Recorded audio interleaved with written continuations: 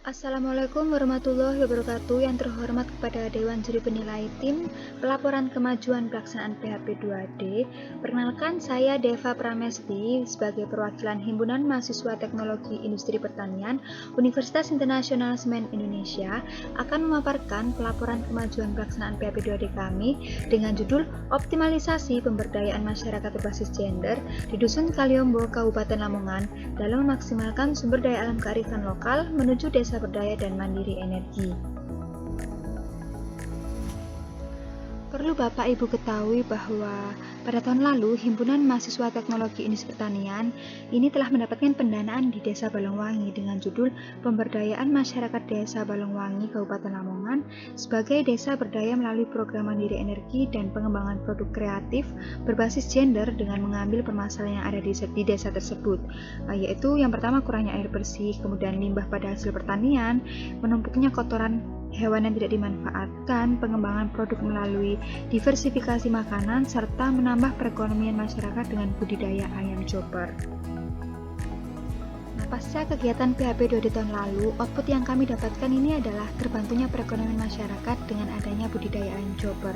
Jadi beberapa masyarakat sudah mengetahui juga tentang penggunaan atau pemanfaatan limbah-limbah seperti limbah pertanian, limbah peternakan, kemudian ibu-ibu ini jadi mengetahui bagaimana proses pembuatan pupuk kompos, serta kurang maksimalnya filter air yang disebabkan oleh tersumbatnya aliran air dan air tersebut tidak bisa mengalir secara normal karena kurang tekanan.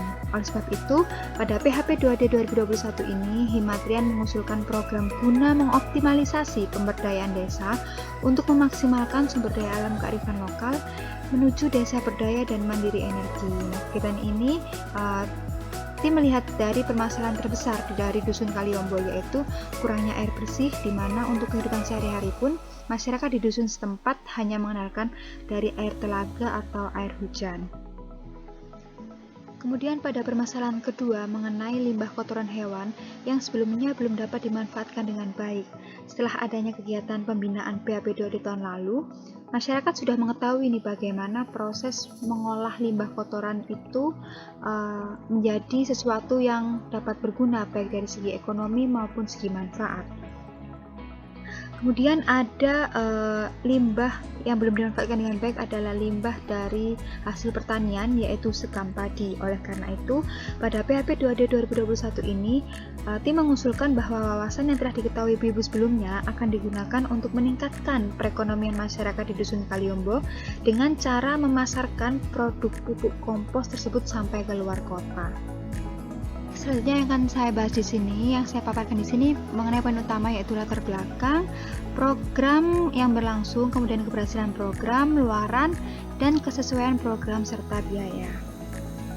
Nah, mengenai latar belakang dari program kami, yaitu terbengkalainya limbah pertanian dan peternakan, di mana seperti yang kita ketahui di gambar samping, di Dusun Kaliombo ini terdapat limbah hasil peternakan, yaitu berupa kotoran hewan sapi, tapi tidak dimanfaatkan dengan baik. Kotoran hewan ini ada di setiap belakang rumah warga setempat, jadi kotoran hewan ini sangat banyak dan sangat melimpah. Oleh karena itu, jika tidak dimanfaatkan dengan baik akan menimbulkan bau yang tidak sedap dan mengganggu lingkungan. Nah, oleh karena itu perlu adanya tindakan atau program yang dapat membantu menyelesaikan permasalahan tersebut dengan baik, yaitu salah satunya yaitu pembuatan pupuk kompos. Selanjutnya ini ada menumpuknya limbah sekam padi, di mana di Dusun Kaliombo tersebut juga banyak limbah sekam padi yang tidak dimanfaatkan secara maksimal, sehingga hanya menimbulkan sampah saja. Oleh karena itu, dengan adanya edukasi mengenai pemanfaatan limbah sekam padi yang awalnya hanya berupa sampah saja dapat menjadi produk pupuk kompos yang menjadi jalan untuk meningkatkan perekonomian masyarakat setempat. Selain itu, kurangnya edukasi masyarakat juga mengenai peluang bisnis melalui pengembangan produk. Baik, selanjutnya adalah program yang telah kami jalankan di sini, yaitu ada 2 program, yaitu program pupuk kompos dan pemaksimalan sumber air. Mengapa kami melakukan 2 program ini? Karena program ini adalah program yang dirasa sangat penting atau krusial, permasalahan krusial yang sedang dihadapi oleh dusun setempat.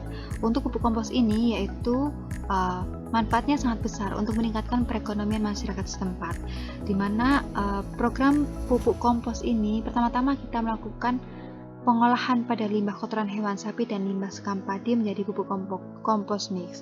Yang pertama, kami telah melakukan sosialisasi, di mana sosialisasi ini telah dihadiri oleh beberapa pemerintah desa, kemudian dan warga dusun setempat, khususnya ibu-ibu berbasis gender, untuk melakukan sosialisasi, untuk menghadiri sosialisasi pemanfaatan limbah, yang sebenarnya limbah hanya dibuang begitu saja, ternyata bisa dimanfaatkan dengan baik, terlebih untuk meningkatkan perekonomian masyarakat setempat.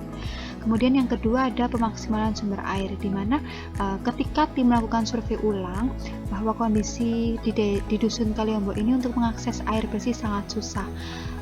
Di dusun Kaliombo hanya mengandalkan sumber airnya yaitu telaga.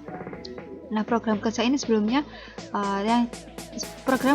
yang telah kami lakukan adalah filter air, tetapi program kerja itu dinilai kurang efektif dengan melihat kondisi masyarakat setempat. Untuk mengambil air telaganya itu sangat sulit. Baik, selanjutnya mengenai keberhasilan program. Nah, pada program pembuatan pupuk kompos ini 75% telah berhasil dipasarkan. Dihasilkan pupuk kompos organik atau pupuk kompos mix dari limbah sekam padi dan limbah kotoran hewan ini dapat digunakan sebagai pengganti pupuk kimia dan digunakan sebagai inovasi produk yang akan dipasarkan ke masyarakat luas untuk meningkatkan perekonomian masyarakat dusun Kaliombo. Hasil dari pupuk kompos ini nantinya akan dibantu untuk dijual dan di-branding sehingga produk ini bisa dipasarkan dengan baik. Jadi langkah awal yang kami lakukan untuk memasarkan pupuk kompos ini adalah melalui marketplace atau sosial media, di mana ketika satu hari pemasaran pupuk kompos ini terjual 32 pieces. Selanjutnya, oleh karena itu selanjutnya tentu adanya keberlanjutan program ini dengan baik.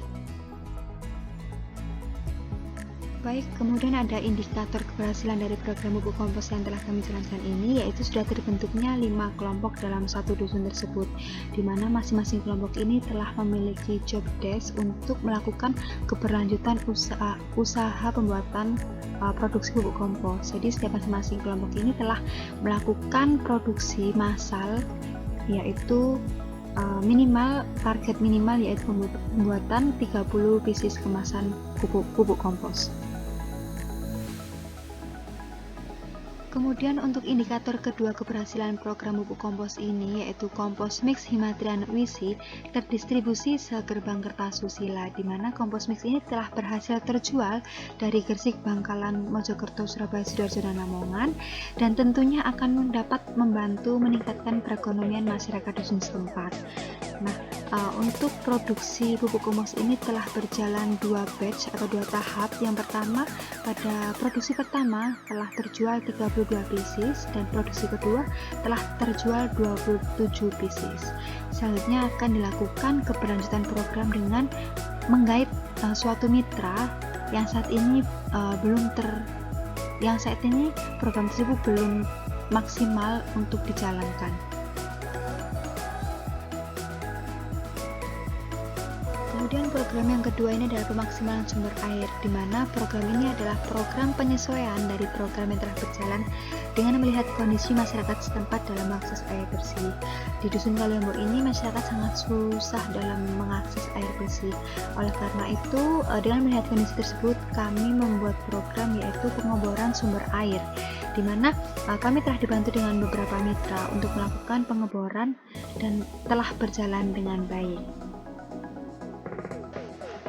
Selanjutnya masuk pada persentase luaran. Nah, persentase luaran ini adalah luaran wajib dan luaran tambahan, di mana untuk luaran wajib kami telah melakukan semuanya dengan baik, yaitu sudah ada publikasi media sosial, video kegiatan, profil dan poster pada pelaksanaan program. Untuk luaran tambahan, ini persentase kami adalah 67%, di mana belum adanya jurnal yang terpublikasi baik publikasi ilmiah. Selanjutnya untuk kesesuaian biaya, di mana biaya yang telah kami gunakan saat ini adalah 25 juta dan biaya yang belum digunakan adalah 2.900.000. Baik, dapat saya simpulkan bahwa program yang kami jalankan ini adalah program yang sesuai dan selaras dengan proposal yang kami ajukan.